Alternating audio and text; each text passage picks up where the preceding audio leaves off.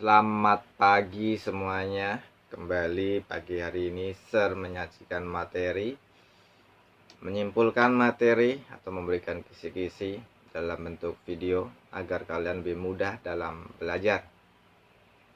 Serta yang minggu kemarin tidak sempat atau absen dari Gimit bisa mengerti. Tapi sebelumnya marilah kita memanjatkan nama Karapata bersama-sama. Arahang sama sambuddho bhagawa Udang bhagawantang abiwademi Swakato bhagawata dhammo dhammang namasami Supatipanno bhagavato sawaka sanggo sanghang namami Namo tassa bhagavato arahato samma sambuddhassa Namo tassa bhagavato arahato samma sambuddhassa Namo tassa bhagavato arahato samma sambuddhassa. Sabesata bawantu sukitata. Semoga semua makhluk hidup berbahagia. Sadu, sadu, sadu, sadu. Sotihotu namo buddhaya.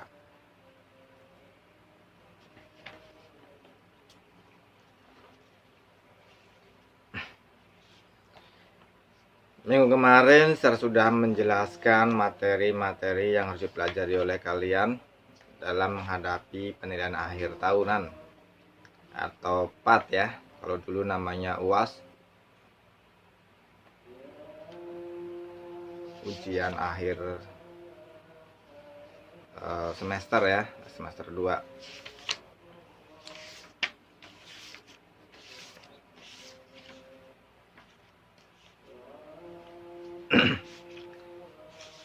Kita di semester 2 mulai dari pelajaran 5. Apa sih pelajaran 5? Pelajaran 5 itu tentang 4 sifat luhur atau yang disebut dengan Brahma Wihara. 4 sifat luhur Brahma Wihara yaitu metta, karuna, mudita, upeka. Metta mencintai semua makhluk tanpa pilih kasih. Karuna mengasihani makhluk yang menderita. Mudita turut bergembira melihat makhluk lain gembira atau bahagia. UPK tenang seimbang dalam keadaan apapun. Ya. Nah, antara metta dan karuna itu saling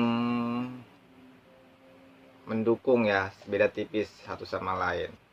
Karuna untuk makhluk menderita, sedangkan metta makhluk yang bahagia atau belum menderita ya. Karena kebanyakan orang hanya metta. Contoh, ketika memelihara hewan, ketika masih sehat hewannya disayang-sayang. Ketika hewannya sakit, mettanya hilang. Hewannya sakit tidak diobati tapi dibuang biasanya. Banyak yang seperti itu ya. Nah, jadi harus ada karuna. Ketika sakit pun tetap dirawat. Baru namanya metta karuna ya.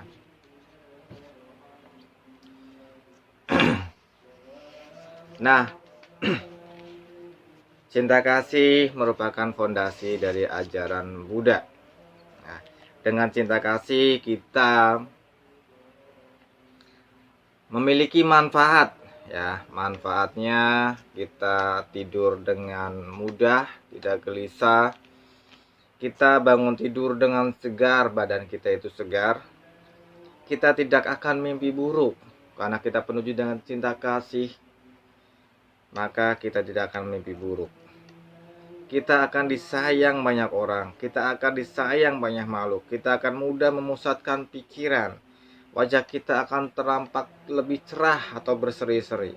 Kita akan meninggal dengan tenang setelah meninggal terlahir di alam bahagia.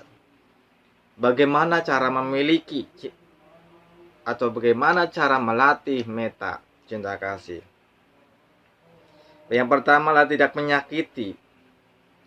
Tidak menyakiti makhluk lain yang akan menimbulkan penderitaan. Yang kedua, selalu senyum dan ramah. Ya, semua orang akan bahagia jika melihat orang lain tersenyum. Ih, dia tersenyum padaku. Nah, tersenyum. Berusahalah melakukan hal-hal yang berguna bagi orang lain. Ya, misalnya ketika ke WC ada sesuatu yang kotor, kita bersihkan. Ya, hal-hal yang berguna. Selalu berusaha membantu makhluk yang menderita. Nah, makhluk yang menderita ini sudah karuna sebenarnya ya. Nah, oleh karena itulah meta dan karuna itu tidak bisa dipisahkan, satu sama lain saling mendukung ya. Mendoakan semua makhluk berbahagia. Itu caranya kita melatih cinta kasih. Ya.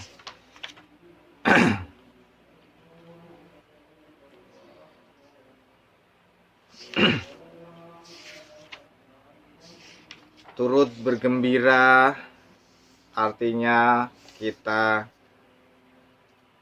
bersimpati kepada teman kita. Teman kita mendapatkan juara, kita memberikan ucapan selamat. Ya.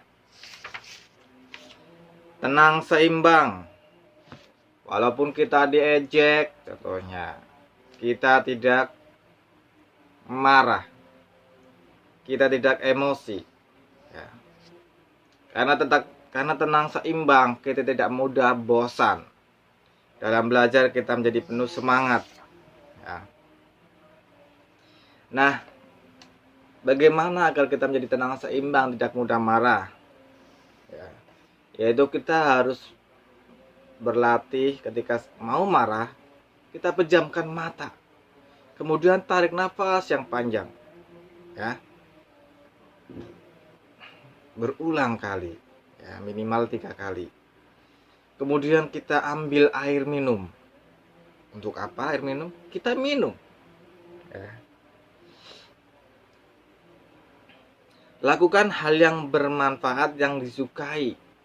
Misalnya menggambar, bernyanyi, ya. Atau ini yang lebih banyak disukai orang, yaitu kita tidur.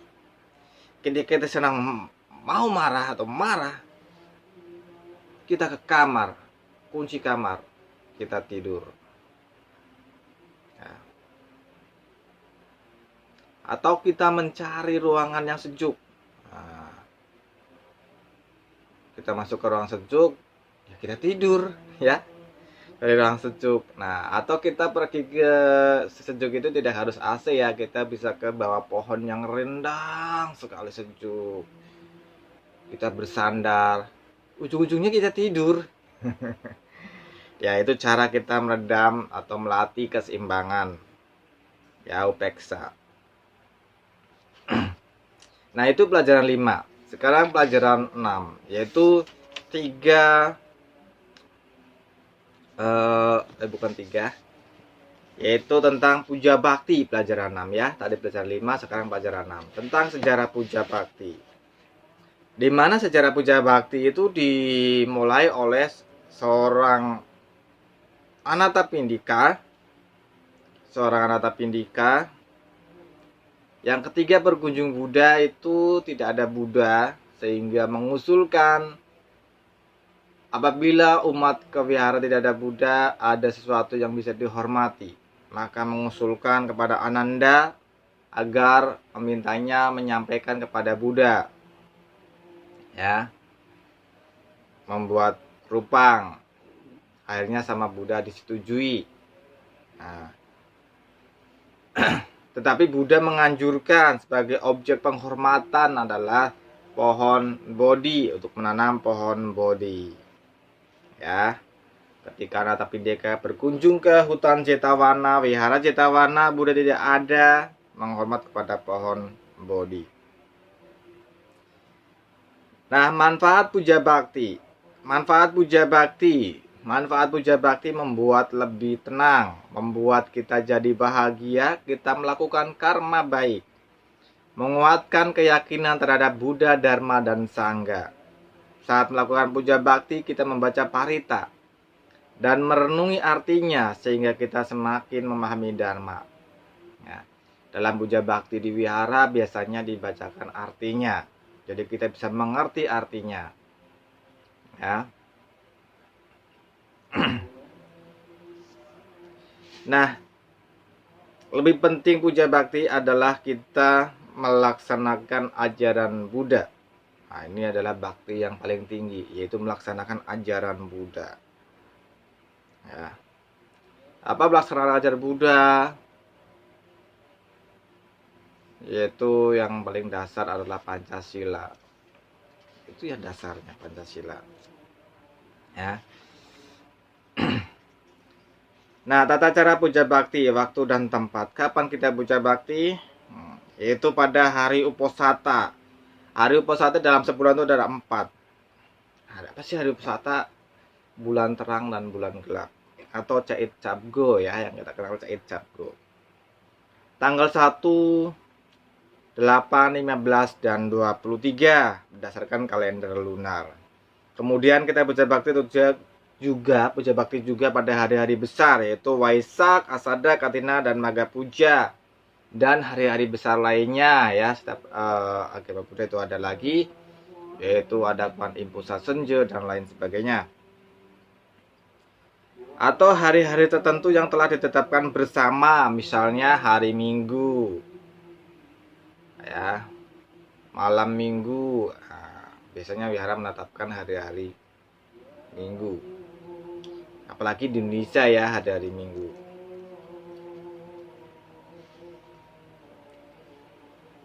Dalam tata cara puja bakti berbeda-beda di setiap negara atau setiap mazhab. Ada Mahayana, Theravada, Tantrayana, itu berbeda-beda. Ya, tata caranya berbeda-beda. Yang terpenting dalam puja bakti kita harus mengerti bahwa puja bakti itulah memberikan penghormatan kepada Buddha ataupun Bodhisattva. Ketika puja bakti kita ingin mendengarkan ceramah Dhamma. Ketika puja bakti kita merenungi ajaran Buddha atau Dharma. Ketika puja bakti kita berlaksanakan meditasi. Ya. Nah, pose-pose dalam puja bakti itu ada sikap tangan. Sikap tangan yang pertama adalah, yang paling dasar adalah kita beranjali. Anjali itu merangkapkan kedua tangan di depan dada. Nah, itu anjali. Anjali ini simbol benih kebudayaan dalam hati kita. Ya. Untuk memberikan salam, namaste, selamat pagi, sotihotu, namo buddhaya. Nah, untuk memberikan salam. Kemudian cara duduk, ada duduk bersila, ya, ada duduk bersimpuh. Nah,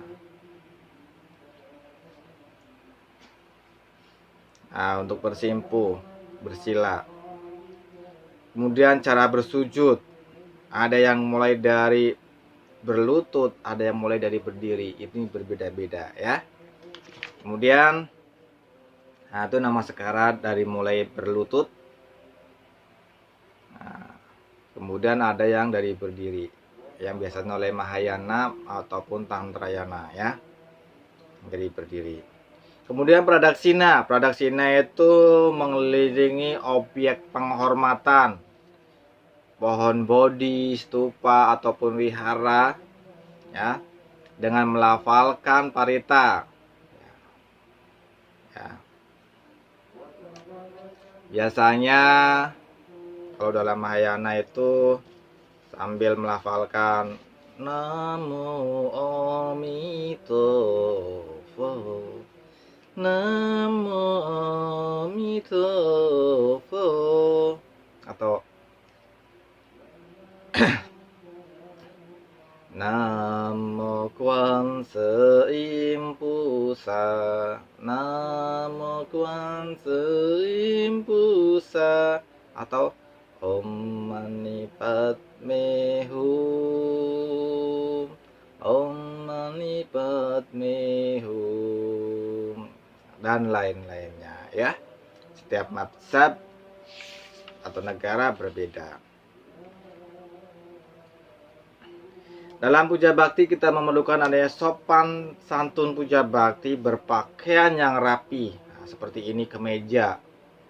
Celananya walaupun pendek itu di bawah lutut, bukan celana pendek yang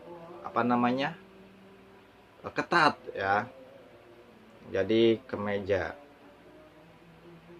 ataupun kaos, bisa kaos yang berkerah, kan ada kaos ya.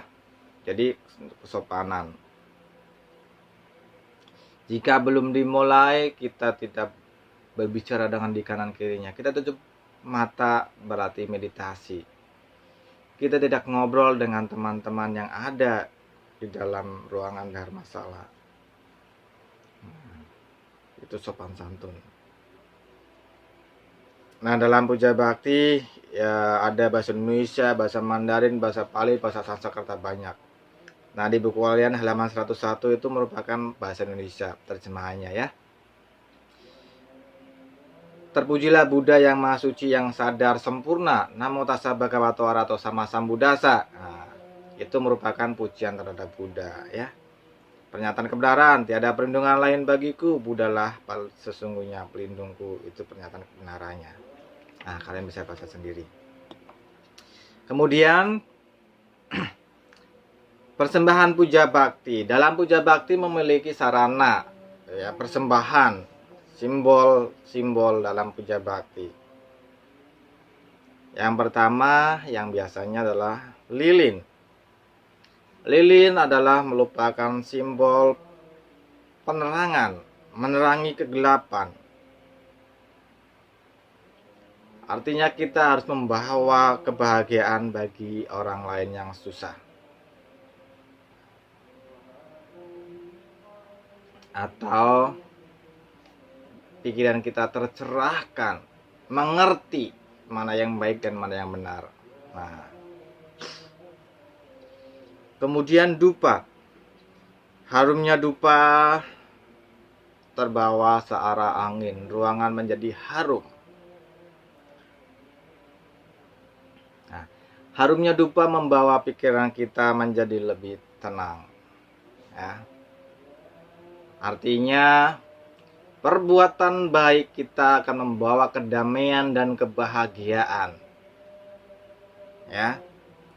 Kalau dupa hanya searah angin, tapi perbuatan baik akan menyebar ke seluruh dunia. Seperti Buddha. Ya. Dikenal di seluruh dunia.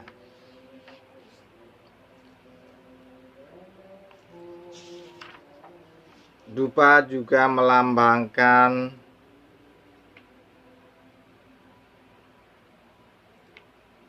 pengikisan kekotoran batin di dalam diri kita. Ya. Kita harus mengurangi.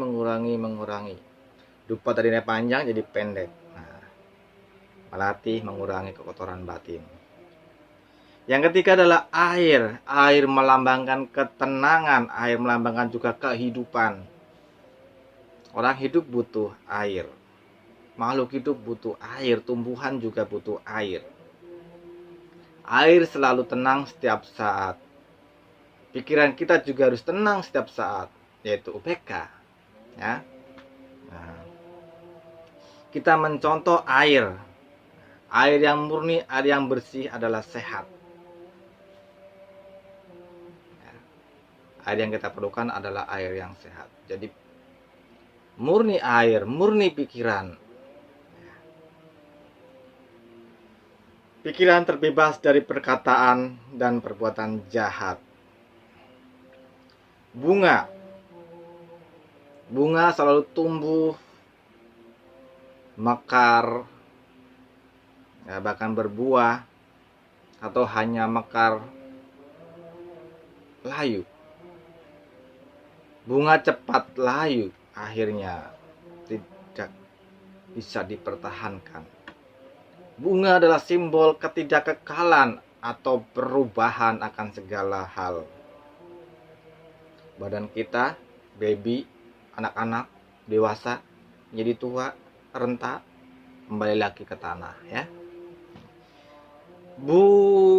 Tadi bunga, sekarang buah. Buah beraneka macam rasanya. Ada yang manis, asam, atau pahit, busuk. Nah, demikian juga dengan perbuatan kita yang kita lakukan. Apabila perbuatan kita baik, akan menghasilkan kebahagiaan manis dalam hidup seperti buah, ya. Apabila kita ingin hidup menderita,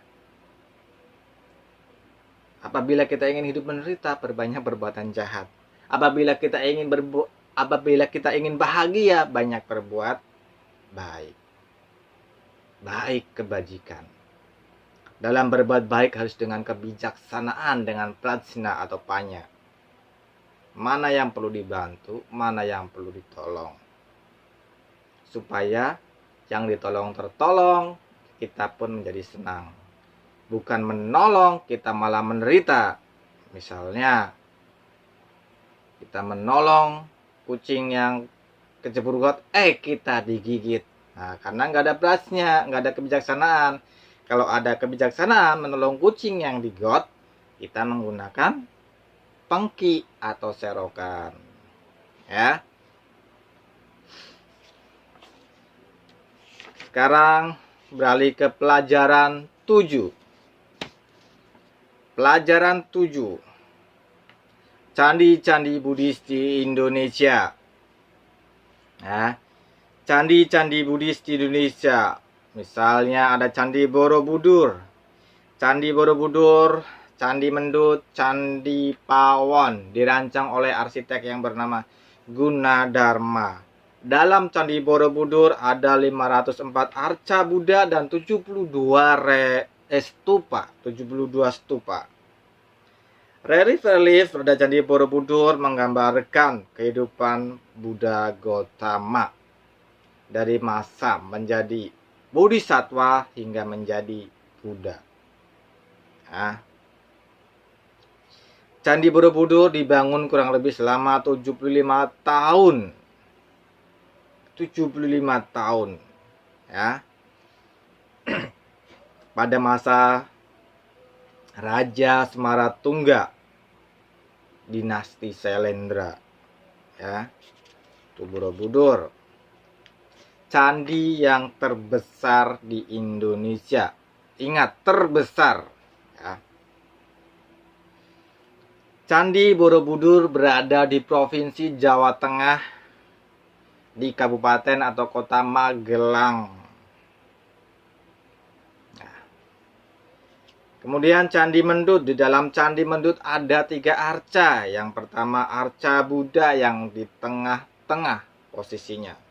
Sebelah kiri arca Bodhisattva Avalokiteswara atau Kwan Seim.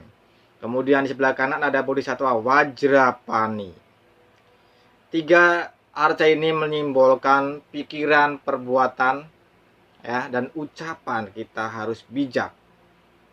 Ya. Dalam relief Mendut banyak mengisahkan cerita-cerita Jataka, cerita-cerita kebajikan. Ada Candi Pawon. Ya.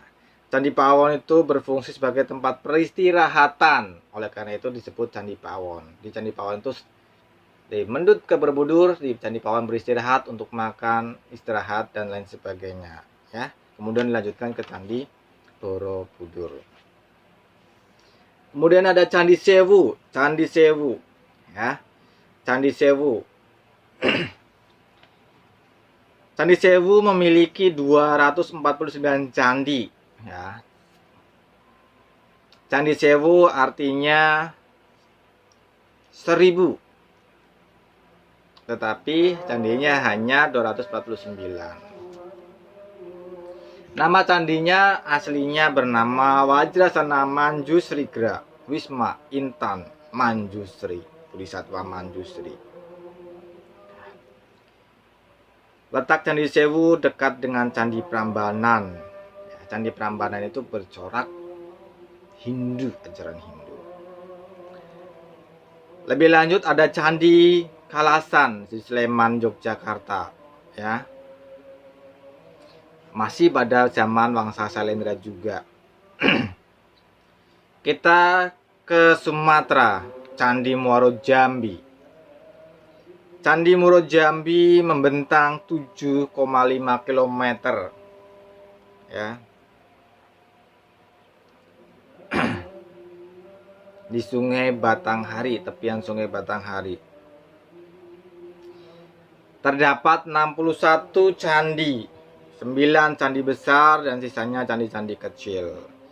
Di Candi Muaro Jambi ada Telaga Raja, kolam ya, Telaga Raja itu kolam.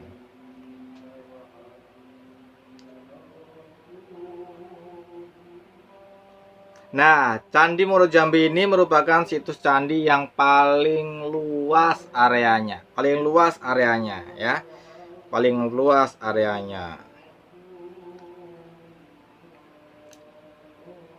Nah, candi-candi Buddhis di Indonesia itu banyak sekali, ya. Di wilayah Jawa saja, selain Candi Borobudur, Mendut Pawon, Candi Kalasan, Candi Sewu, masih ada Candi Pelaosan, Candi Ngawen, Candi Sari, Candi Jago, Candi Kidal, ya. Kebanyakan candi Buddhis terdapat di Jawa Tengah, akan tetapi candi-candi di luar Pulau Jawa, misalnya Candi Morotakus di Provinsi Riau dan Candi Tandihat di Provinsi Sumatera Utara, dan candi lainnya, ya, yang belum ada. Kalian bisa searching di internet tentang candi-candi Buddhis, ya. Materi yang terakhir adalah tentang menghargai candi Buddhis, yaitu pelajaran 8. Tentang pelajaran 8. Merenungi candi Buddhis. Menghargai candi Buddhis. Betapa luhurnya bangsa Indonesia dahulu, nenek moyang kita membangun candi-candi dengan zaman yang belum maju seperti saat ini, tapi bisa membangun mahakarya yang sangat luar biasa, ya. Sikap ketika kita mengunjungi candi-candi Buddhis.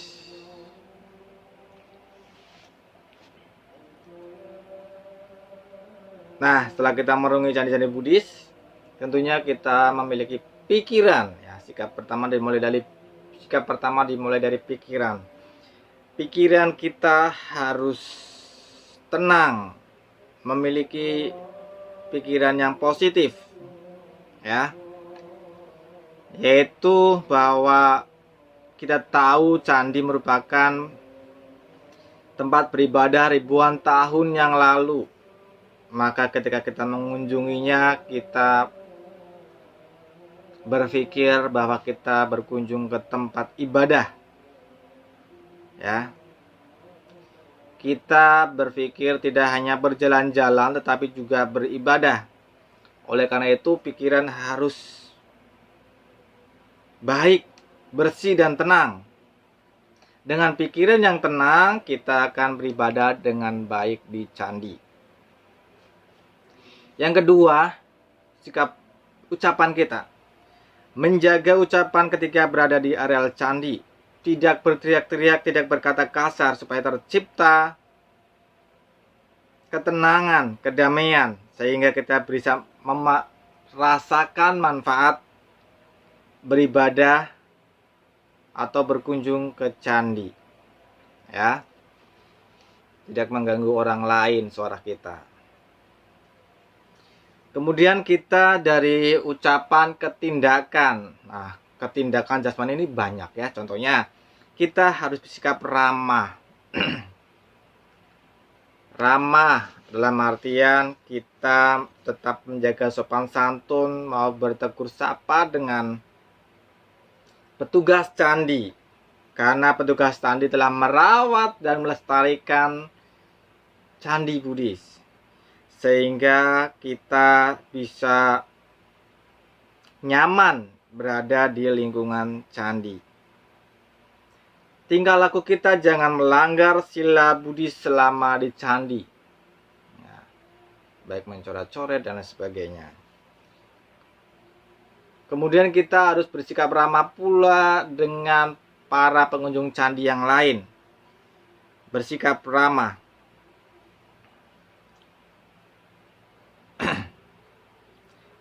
Karena pengunjung lain ada yang memahami tentang candi dan ada yang tidak memahami dengan candi. Seperti kita juga, mungkin dengan candi ini kita paham artinya. Kita bisa bertukar dengan peserta atau pengunjung candi lain. Jadi kita memiliki kesempatan untuk saling bertukar wawasan perihal candi. Bertanya perihal candi. Ya, kita berkenalan misalkan dengan turis B, dengan turis C. Nah, saling bertanya. Nah, beberapa contoh yang tidak boleh dilakukan di lingkungan candi ada di gambarnya. Tidak memanjat stupa ya. Nah, banyak, tidak boleh menggambar-gambar dan lain sebagainya. Yang pertama, kita tidak makan dan minum di areal candi. Kenapa tidak makan minum di areal candi? Karena makanan, minuman yang tumpah bisa mengakibatkan batu-batu candi berjamur. Akhirnya memudahkan batu-batu candi untuk rusak. Jadi kita tidak makan dan minum di areal candi. Jangan membuang sampah sembarangan di area candi. Nah, tentunya kalau kita tidak makan, kita tidak punya sampah. Ya. Kalau terpaksa kita makan, sampahnya kita kantongin, kita bawa ya. Tidak membuang sampah di areal candi. Karena sampah-sampah ini juga akan nantinya bisa membuat berjamur, merusak batu-batu candi strukturnya ya. Yang ketiga, tidak memegang relief ataupun arca batu candi. Kenapa? Karena di telapak tangan kita ada keringat dan zat-zat kimia yang bisa merusak batuan candi. Yang keempat, tentunya tidak merusak bagian candi manapun. Ya, karena candi adalah warisan nenek moyang kita yang harus kita lestarikan dan kita rawat. Jangan sampai kita menggambar-gambar, mencongkel-congkel, mengambil batunya, dilempar-lempar dan lain sebagainya. Kita tidak menginjak-injak dengan kuat ataupun menendang-nendang batu candi. Ya, jadi jangan merusaknya. Yang terakhir, yang kelima, bila kita ingin mengabadikan momen kebersamaan, berfoto tidak menggunakan lampu flash. Lampu flash bisa merusak warna candi. Nah, itu dia ya. Kita tidak boleh merusak candi. Kita berkunjung candi adalah untuk beribadah. Jadi kita jangan melakukan hal-hal yang aneh yang bisa merusak bangunan candi. Bangunan di candi dibuat dengan susah payah. Ya. Bahkan untuk merenovasinya, menyusun ulang, para arsitek zaman modern sangat-sangat kesusahan. Karena batu-batunya tercecer. Nah.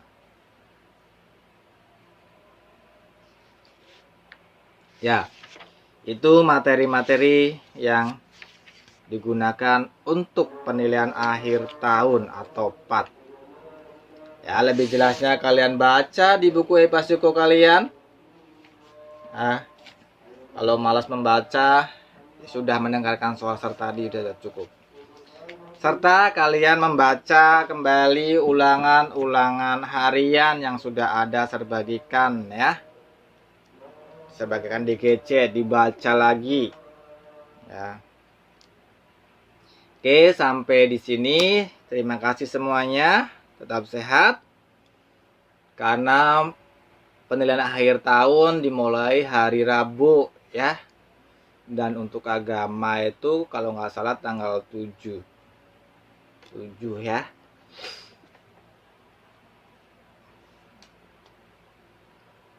Mari kita akhiri dengan membaca Parita Namakara. Arahang sama sambuddho bhagawa buddhang bhagawantang abiwademi swakato bhagawata dhammo dhammang namasami supatipanno bhagavato sawaka sangho sanghang namami. Semoga Papa dan Mama senantiasa sehat dan berbahagia. Semoga leluhur-leluhurku terlahir di alam yang berbahagia. Semoga semua guru-guru dan teman-temanku sehat dan berbahagia. Sabe sata bawantu sukitata. Semoga semua makhluk hidup berbahagia. Sadi, sadu, sadu. Sotihotu namo buddhaya. Terima kasih.